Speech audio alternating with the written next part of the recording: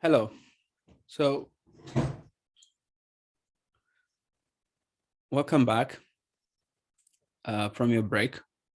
And then now I'm going to play a video, a clip of Tech Trend called Consumer Electronics Show for 2022 for you for 5 minutes to see what's going on with regarding the technology and latest trending technologies, and then what people are making, and then how you can be able to leverage some of the opportunities you could spot from the video. All right, so without wasting your time, let's start watching. This week, we are back. CES is on and we're in Vegas to see the show. So strap in. It's going to be weird, but it's going to be wonderful. How's that for you? It's got quite excitable. Can I take my finger out? Yes, you may.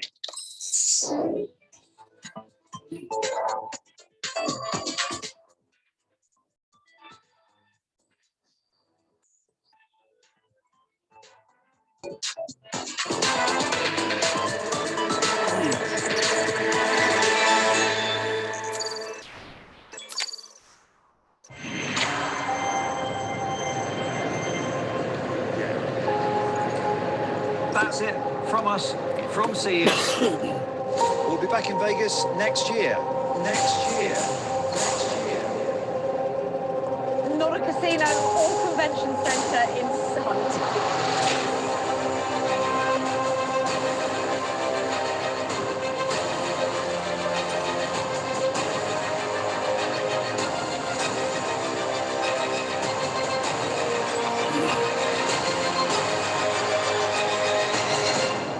Welcome to CES 2022 from Vegas.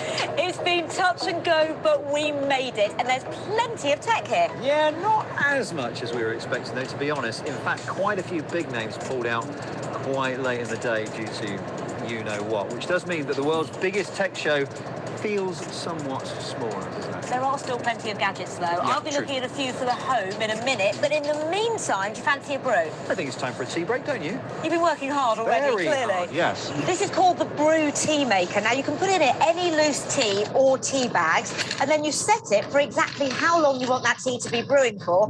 So it'll hopefully make you your perfect cuppa. My perfect cuppa is, I'd say, about 3.5 minutes. Can you do that? Okay, I shall try and oblige. It's got quite a handy self-cleaning function in there as well with these machines. That's often the hassle, isn't it? Jump to 3.5 minutes in the future, please.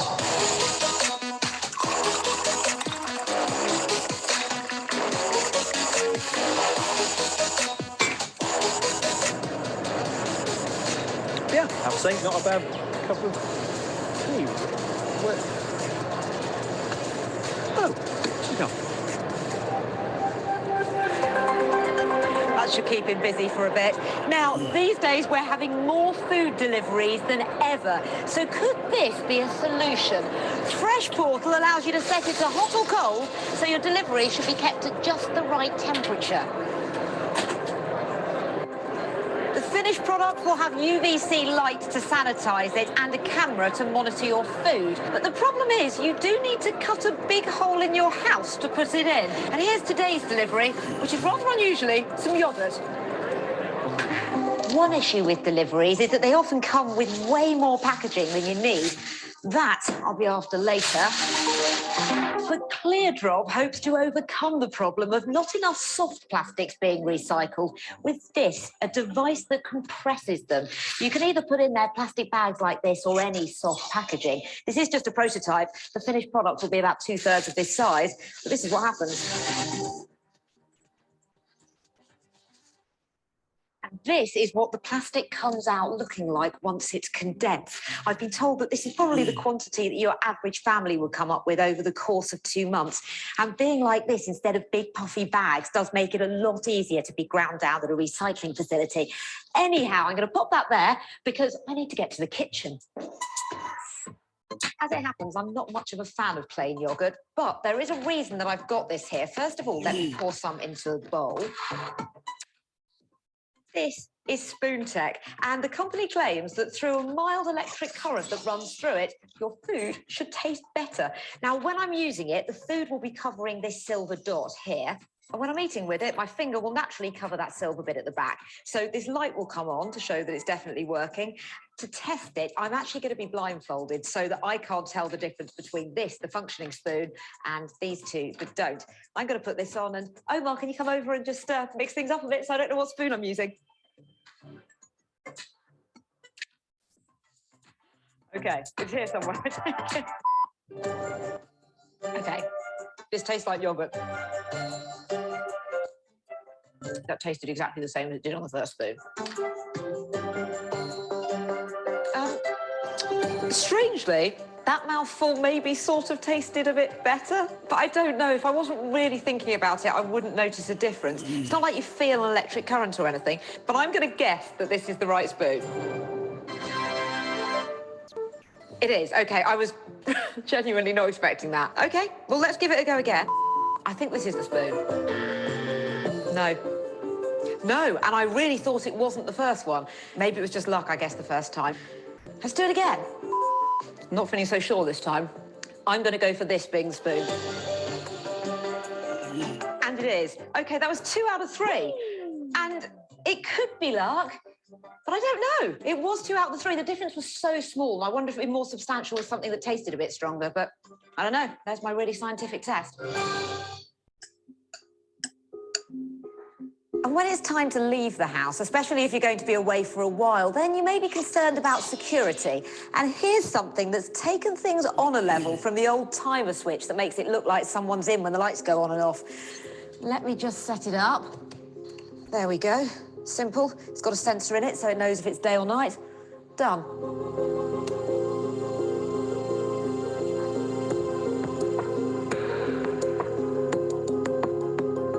Home Shadows aims to create the illusion that there are people moving around in the room. And to me, it did just look like a bit of a glitchy light, which I suppose would indicate someone was in. But it doesn't exactly look like this. Yeah, maybe we'd all be better off just having Omar marching up and down in our houses. I think he was only willing to do it for me. Charming. All right, let's move on. Now, have a guess. What are these? Is it a dance game? So let's stop from here, and then you can carry on watching in YouTube if you want to watch the full video, and then for part 1 and 2 are there for different tech trending.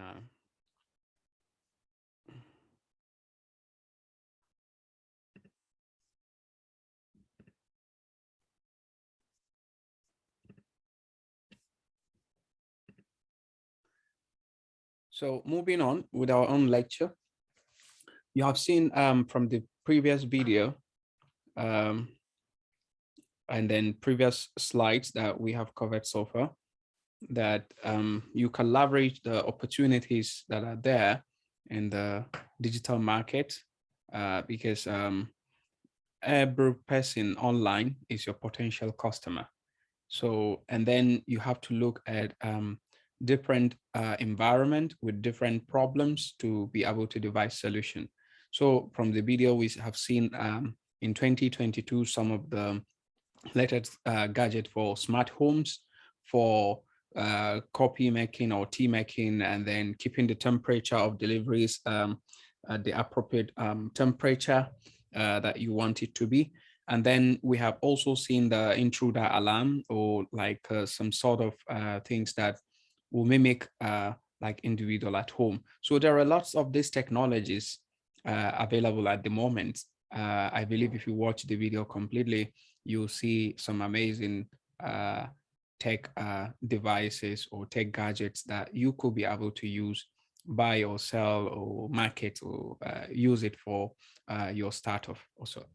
So because everyone and every device is almost connected to the internet nowadays, so you have billions of customers to reach out, so you have easy access.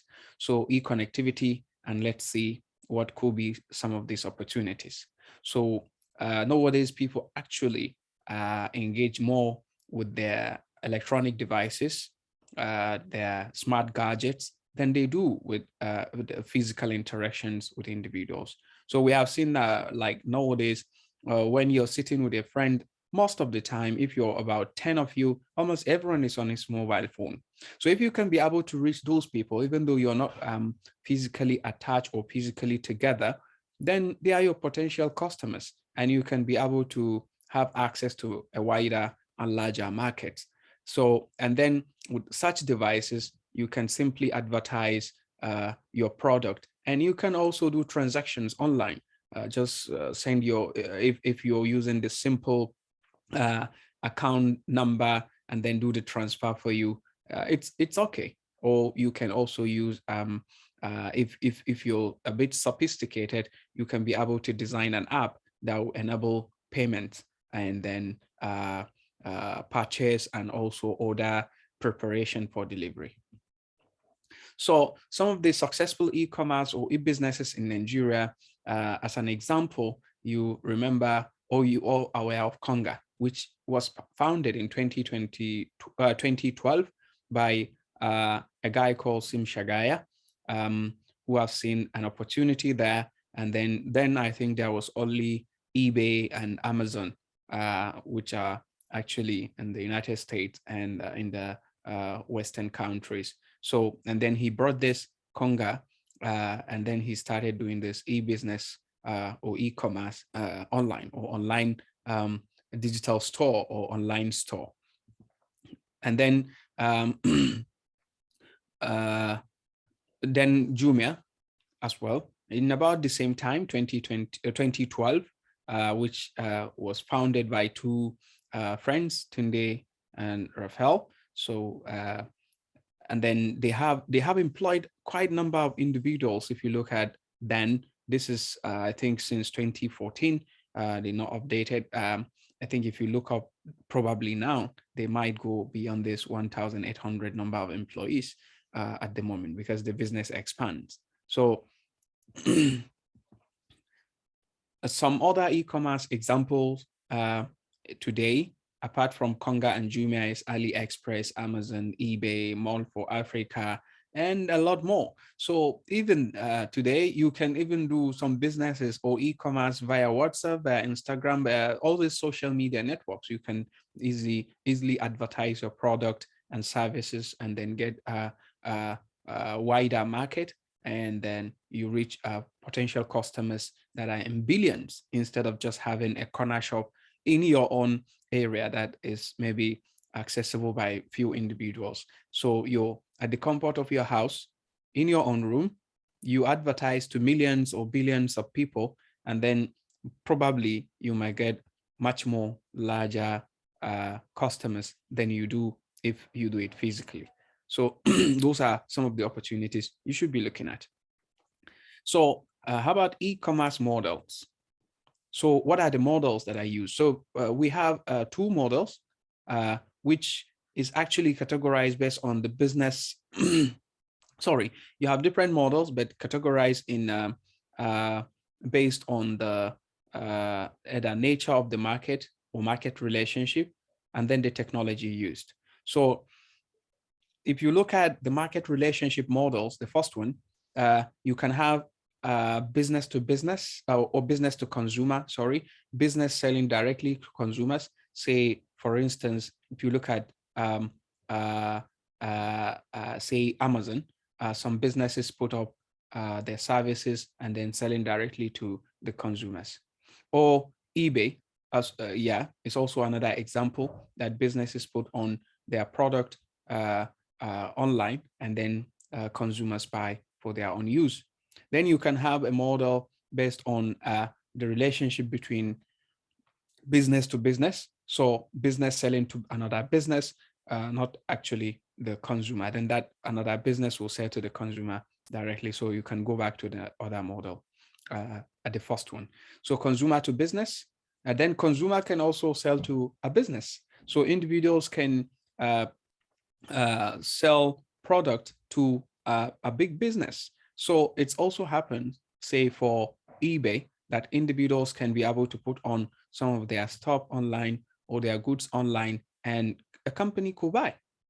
So if say you put an electronic gadget online and then NTA Kano wants to buy it, or Freedom Radio, or any company or business or any other business that could buy from you directly online. So that is also another model or relationship. Then consumer to consumer. So all this, eBay also do this. If you have a product you can put online, and then another consumer can also buy. Or you can maybe have a refurbished or repaired items, and then you want to sell, or a secondhand gadget you want to sell to another consumer or customer, then you can do that online. So your old product or your old goods that you bought and used can be put on eBay, and then another consumer can buy for his own use if he doesn't want to buy the new ones, or probably he prefer the used ones than the new ones. Then business to government, we see that kind of relationship, that businesses selling to government, and then we can also see business to employee kind of relationship. So business to employee, say Bayero University as a business selling to a member of staff some of the maybe refurbished vehicles or used vehicles or used electronics that a member of staff can buy.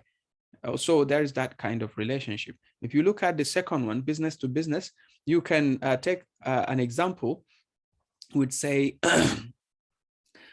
e-commerce transaction directly to consumers, direct sales of product and services to online customers. So example, as I said, Amazon, eBay, Konga, Jumia, they all do this. So business to consumer, just a business selling to a person who is going to use such product directly after buying.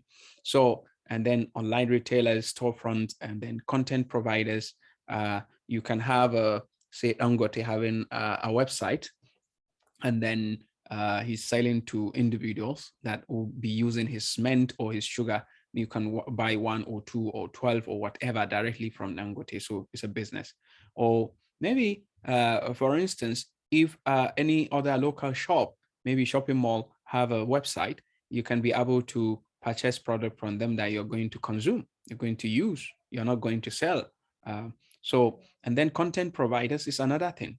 So if you have a content, if you're providing content online and then people are using that content, then you're a business, and the people using that content while you get some income from it is another business to consumer. Then portals, service providers, the internet service providers, or say for instance, MTN is a business selling directly top up or data bundles for you as a consumer who is going to use it. So if you buy a data bundle from MTN, MTN is a business, and then you're consuming that for your own personal use, and then etc. So business to business is an transaction between 2 or more companies. Most common B2B in e-commerce is big suppliers to smaller businesses. Example, telecom service providers, say selling in bulk to other people to sell for the consumers. So you have a small shop that sells credit card, that sell top-up cards or MTN recharge cards, as we call them here. So you buy the recharge card from a small business, small scale business or corner shop in your own area, but that corner shop is going to buy it from the big business, which is the MTN. So even though it's small business, it's a business to business kind of relationship. Dangote is selling bulk of cement to some retailers, and then those retailers selling to consumers. The retailers are not going to consume the product, but they are reselling it, adding some profit to themselves. NNPC, maybe selling product to other companies, then the consumers, those with the vehicles, will try to buy and use for their own personal use. So then consumer to consumer, this model allows customers to sell to each other online. Example, eBay, as I said, Jumia, Konga. So eBay, Jumia, Konga, and Amazon all do those different models, different kind of relationship, more than one kind of relationship with regards to a market relationship. So this transaction between business to government is a transaction between business and the government. Government buys, sells goods and services or information from business or individuals. Then business to employee, information and service made available to employees, available to employee online, company or organization intranet, extranet customized for each employee. So it's within the business. So it's not external kind of business. So it's just business selling to individuals within the company or within the business. It includes personalized data like personal hyperlinks, stock codes, sports scores, and news. So another model that is based on the technology used is either you use P2P or called peer-to-peer, uses direct link network. It uses direct link network technology to enable users to share files and resources directly. So it's just direct link that between this computer and this computer, there is no intermediate device. So that's what is called peer-to-peer technology. So you share files directly from your computer to a printer. That is a peer-to-peer. So you just want to print a document from your computer, you connect to a printer, that is peer-to-peer. There is nothing in between. Then mobile commerce. Then this is involve the use of mobile device, such as cell phones and tablets that are used for e-transactions. So nowadays you have applications from the banks, which you can be able to use to do online transactions, transfer money, buy stuff, and then say using that to buy air tickets or other forms of online goods and services. So the major types of e-commerce that we have involve this that we have already discussed, the B2C, B2B, C2C, P2P, and then m-commerce or mobile commerce. So we have discussed all this, and then you have an example that have already been discussed for different companies that are available nowadays. And there are many more. And if you start your own, you can think of it as which type of e-commerce is it you're doing? Are you as a business selling directly to consumers, people who are going to use the product, who consume the product? Or are you selling to another business that will sell as a retailer that will sell to others?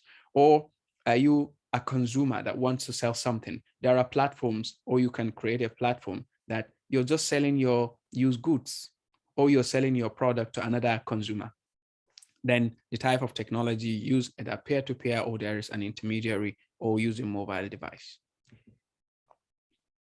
So there are key technologies enabling e-commerce evolution. And then these factors that contributed to the advancement of e-commerce is decreasing the cost. There is a decreased cost of hardware and software nowadays, the processors, the memory, the storage, all these devices, because of they are shrinking in size, they are reducing in size, then they are becoming cheaper, and they are being produced by different companies. So competition also from different companies in terms of sophistication, complexity, and flexibility will make them to go down a bit because of competition. So it's becoming cheaper compared to in times where only few individuals can own computers. But nowadays, almost every smartphone has a processor in it, has a memory, has a storage in it, can connect to the network, and it's becoming cheaper. So depending on your own preference, you can decide which to buy. So decreasing cost is one of the factors that actually accelerate the e-commerce. Then the convergence of technologies. Nowadays, in your own pocket, you have both voice, image, video, and textual data services. So in your own pocket, you have your television, you have your telephone line that used to be very bulky and wired, but today is wireless in your pocket. Then you can take photos, you can take videos, you can upload them either offline, or you can live stream online. Then increase availability of data and smart devices. So more smart devices are being produced, and then data is becoming more and more available nowadays with decreasing cost. And then the e-commerce that the enabling technologies that all the technologies that enable e-commerce include both hardware, software, networks, data, information security, etc. So these are the enabling technologies: hardware, software, networks, data, information security, etc. So all this are going hand in hand with each other. If you have a hardware, you don't have a software that could actually support it, then it's not going to be as effective as the one that has both software. And then if you don't have a network, you're also limited. The reach, you cannot reach beyond your local network that you can connect to. So you need a much more broader network like the internet, or even if it is an intranet for the department or for the company or business. And then you need data.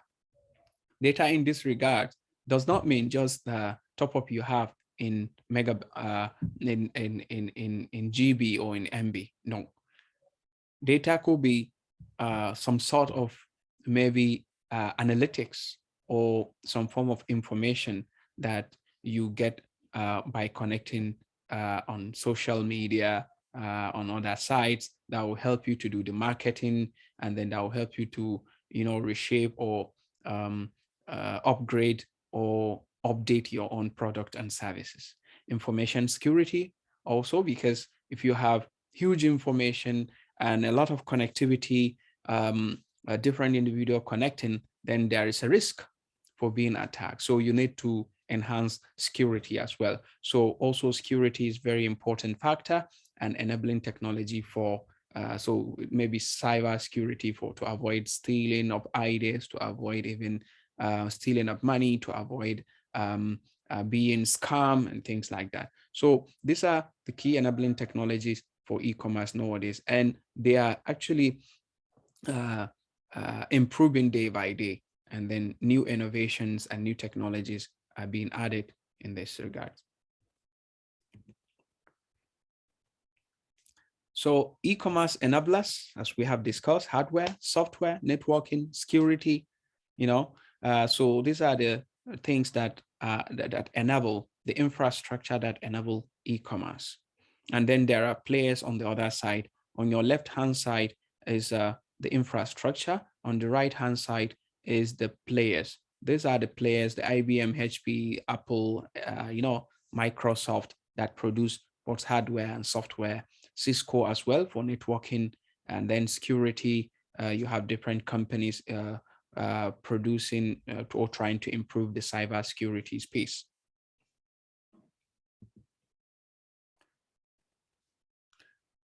E-business dimensions.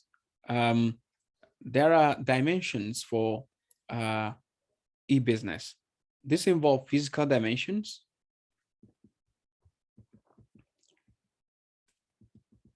and then traditionally all dimensions are physical. Buyer and sell meet at specified location. So you have specific location where you have brick and mortar shop that you go and buy. That is physical dimension. But as the things evolve nowadays, there is a change. There is a pure and partial kind of dimensions. So e-business and e-commerce can either be partial or pure dimensions. So traditionally they are all physical dimension, but with the evolution of e-business and e-commerce, then there could be either pure or partial dimension. So in pure dimension, all dimensions are electronic. In e-business, if you say pure e-business or pure e-commerce, then all dimensions are digital. All dimensions are not physical.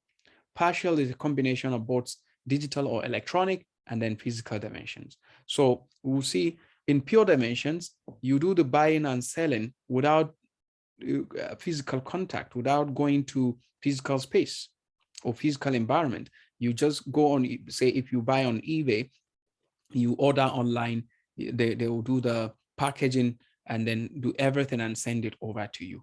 Or there could be services that you don't even have a physical product. You buy a software that you want to download on your machine, or on your, or an app that you want to download on your mobile phone. So you buy, you do the transaction, you pay the amount of money you want to pay, or whatever valuable that is considered for the exchange. Then you just download it, and then you pay, and then they allow you access, they give you keys, and then you download. That does not involve any physical dimension. But in some partial There could be both electronic, you buy online and do everything, but probably you had to meet up in a physical location to collect the physical goods or physical product or physical service. So these are the two e-business and e-commerce dimensions. So if you look at it here, there are different agents. So you either have a virtual product and virtual player. So virtual product, virtual player kind of two axis, SY axis with a virtual player and then virtual product. So like a customer is the player, and then you're buying some product online. So if you have physical product and then physical agent, then this is traditional commerce. So it's brick and mortar. It's brick and mortar. So you have physical product, physical agent. Then you can also have physical product, but digital agent. So you buy, and then the product is physical. As we said, you buy something on eBay, and then the physical product is being brought to you. So that is that could involve some sort of both pure and partial. So the dark blue is pure electronic commerce, but anywhere you have light blue is partial electronic commerce. So if you have physical product and digital agent, this is partial electronic commerce. But if you have digital product as well as digital agent, okay, so that involve digital process, then you have pure electronics. So you have three dimensions here. You have three dimensions, which is virtual product, virtual process, and then virtual player. So in this regard, you have dark blue to be purely electronic. So here it involves you to have digital product, digital process, as well as digital agent. So all the three dimensions are electronic. That is what digital means. So they are purely electronic. So pure electronic commerce. And then if you have physical product, and then you have digital agent, and then physical process. So this is partial electronic commerce because digital agent or electronic agent is involved. So you will understand this when you read further. So what are the advantages of e-commerce? We have mentioned reduced costs of hardware also is one of the key factors that drive the e-commerce. So reduced cost of even what you're buying and selling is another advantage of e-commerce because you reduce the paying for the rent for the physical brick and mortar shops. So it's just on your computer trying to buy and sell, which you can do in your own home, or your home can serve as your office or as your shop. You have a store in your home, and then you advertise whatever you have online, and you can deliver to people. So you reduce the cost of paying for the shops outside. You reduce the cost of traveling to the market every day. You reduce the risk as well of leaving your stuff in the shop, and then someone could boggle it. And then so you have everything at home. You reduce some of the risk, you reduce some of the cost. Market access and reach. We said you have virtually reach to billions of individuals that are connected online, which nowadays almost every matured human being is connected online. Increase efficiency because you can be able to do things more efficiently. If you're online, you could actually do the selection, you could do the maybe you can protect yourself from scammers and things like that. Better service delivery.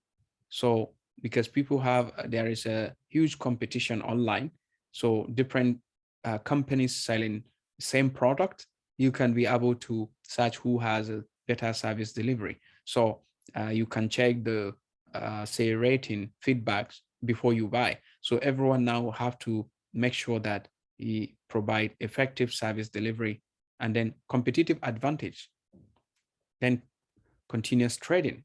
So there is no time for closing the shop. Say if you are in the market, maybe you have to close your shop by 5 p.m. 5 p.m. close shops, shops close. So, but if it is online, it could be 247. You do the transaction even if it is 12 midnight or 1 a.m. or whatever, or if it is 6 a.m. Or in midday, there's no break. It's always there, continuous trading. Human capital development, because a lot of individuals could be able to participate with different skills. And then real-time reports. You can see who buy, who sell, how many product left, and things like that. You can have that quick glance to how many product you have left, how many product you have sold, so you can get some report from there. So potential customer reach on the chart on the right side indicates the potential customer reach for brick and mortar kind of commerce, and then the e-commerce, traditional commerce that involve brick and mortar shops, and then the e-commerce, which is the modern way of doing this. So potential customers for the e-commerce in blue, if you see, it's about 1.5 billion. So when the brick and mortar have only 100,000, these are big shops in the big cities, okay? But if you're online, you have the potential customer reach up to 1.5 billion or even more nowadays. So the running cost compared to the profit for e-commerce and e-business, and then brick and mortar business. So you could see that there is running cost is small for e-commerce with huge profit. On your left-hand side, the chart on the left-hand side is for e-commerce business with very little running cost and then very huge profit. And then when you look at the brick and mortar business, the profit is less compared to running cost because it's physical. It involves building a shop, paying for a rent of the shop, powering the shop, paying for staff, something that you can do online by yourself alone in the shop. You have to employ like 3 people for brick and mortar to do that, 3 or 4 or even more.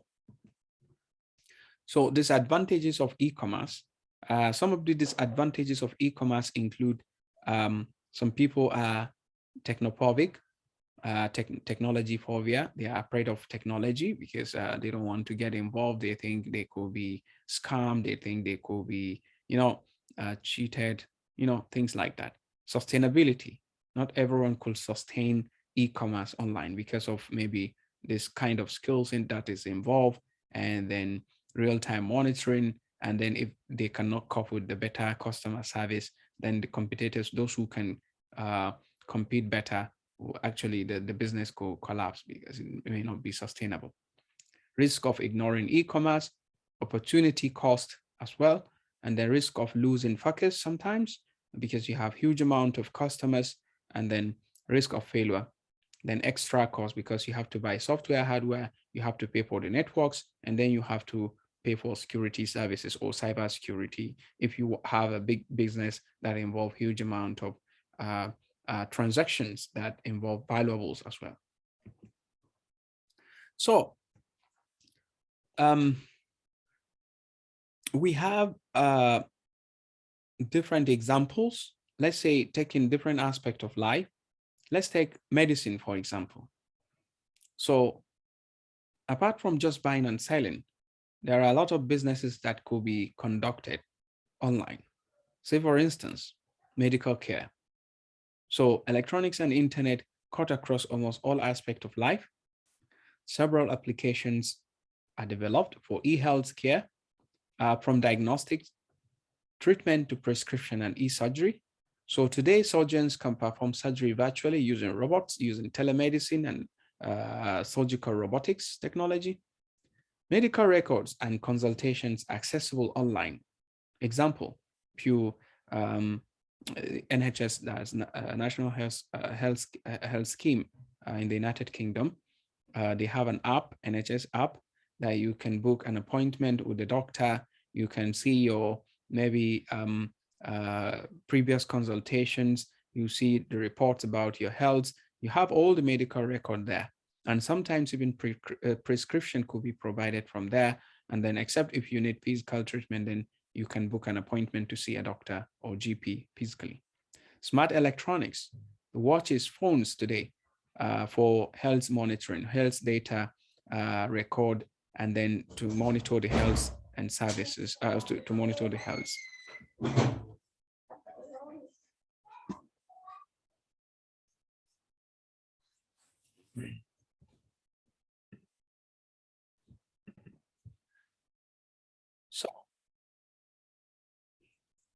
So in e-medicine, as an example, I give an example of NHS app where you have your medical record. You can view messages from your medical doctor, who they call GP, general practice.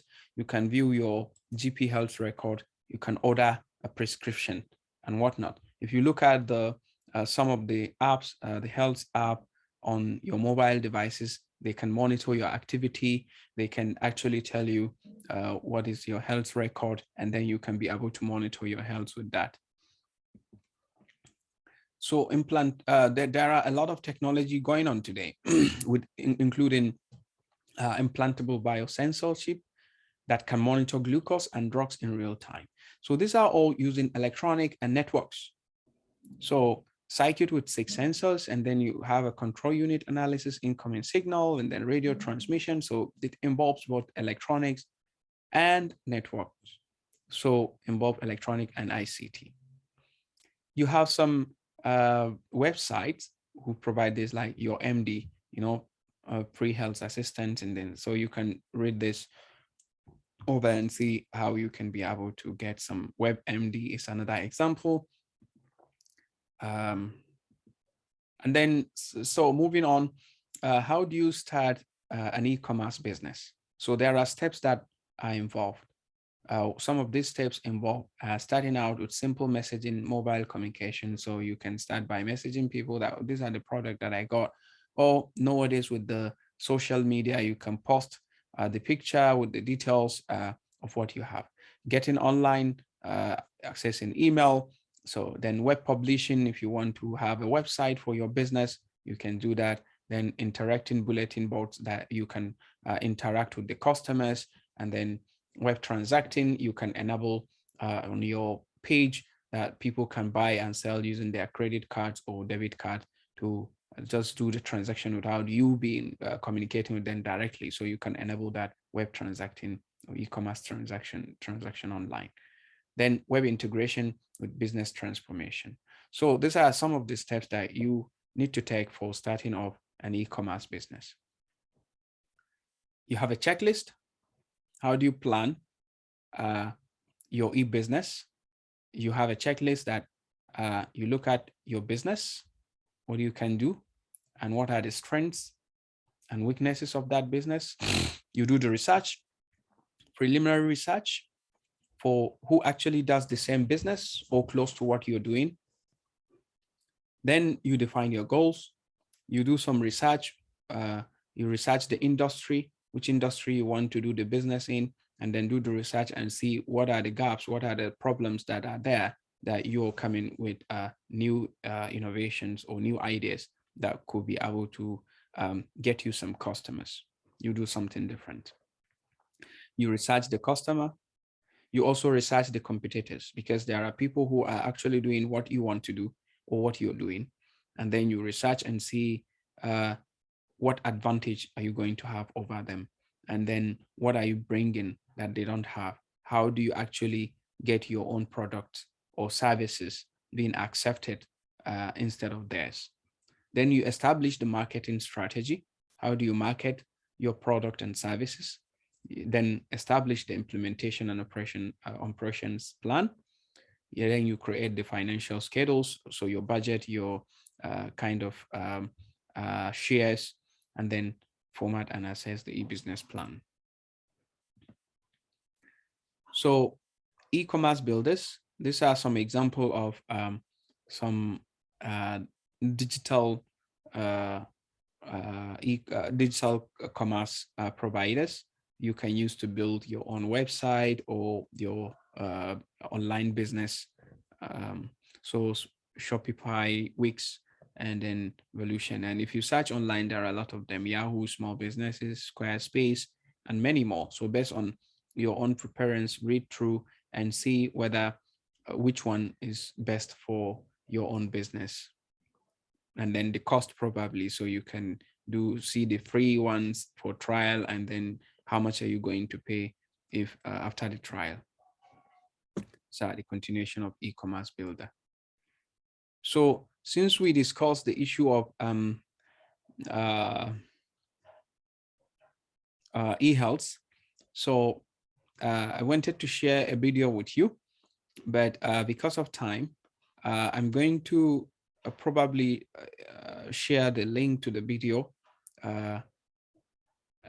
for outside this lecture, so you can have a look at it, like different tech trend that involve e-health. They call it electronic healthcare, and then you see what you can learn from there if you're into medicine or pharmacy or anything to do with healthcare profession. So in conclusion, you have to look at different ways to learn new things. So you always deliver more than expected. As Larry Page, this is Google co-founder Larry Page and Sergey Brin. So you have to always deliver more than expected. So your competitors actually are delivering something. So which means you have to deliver more than what they deliver. You have to find a gap in that business that you want to produce. So always deliver more than expected. It's okay to have your eggs in one basket as long as you control what happens to that basket, says Elon Musk. Timing, perseverance, 10 years of trying is all it takes to make you look like an overnight success. This is the CEO of Twitter.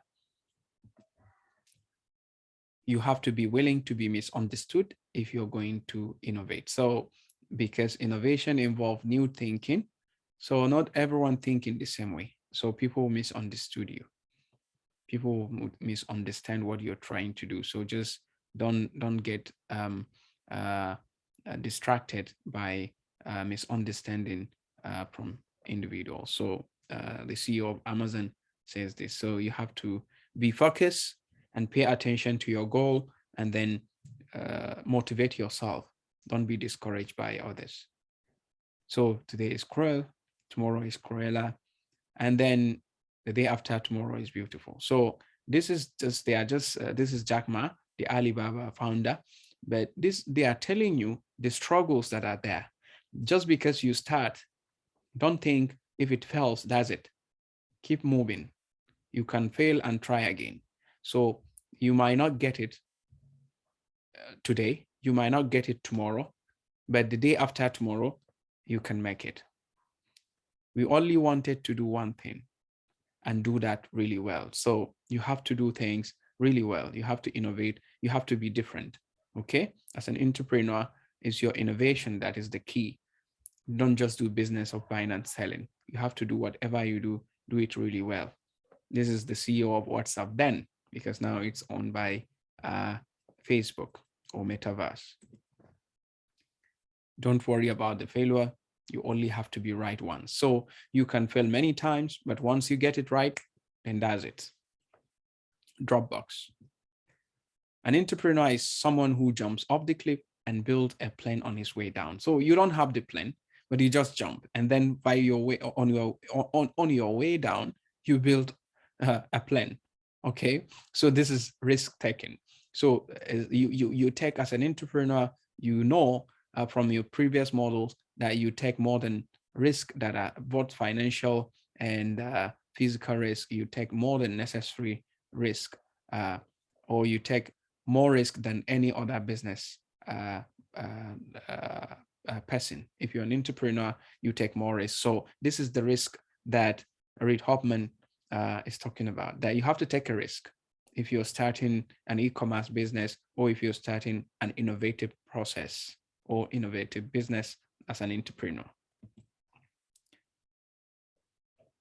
So it come too many. So success is a lousy teacher. It seduces smart people into thinking they cannot lose. So when you become successful, you think that's all. You don't need to, relearn and then also learn new things and then evolve from your mistakes. You think I'm successful and that's it. Don't do that. The more you the more you become successful, try to work even harder to maintain that success. If not, you may lose everything. So that's all. Thank you so much. And thank you for listening. And then see you in another lecture. Thank you and goodbye.